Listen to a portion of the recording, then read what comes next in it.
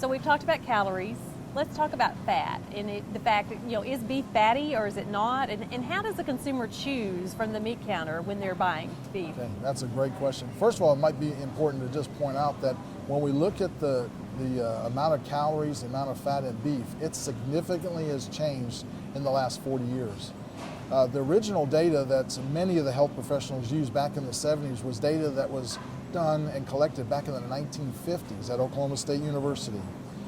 And it actually had all the fat and just ground up steaks with all the fat on the outside and all the seam fat and all of that. And they measured calories, fat, cholesterol, and all of that.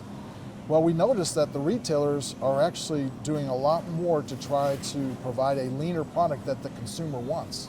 They want lean products, so they're trimming outside fat. And in reality now, the producer has incorporated new breeds of cattle, new production systems to try to increase the leanness of the beef that they produce. So that move towards leanness in the beef industry has tremendously changed the beef cuts themselves.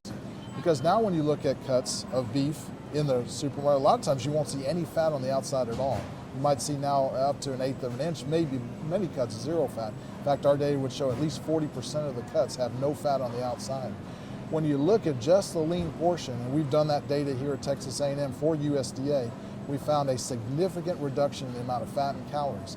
That's why we can say, so with certainty that beef today is much leaner than it was back in the 70s when they were talking, had the kind of the bad rap on beef. That was actually from data that was collected back in the 50s.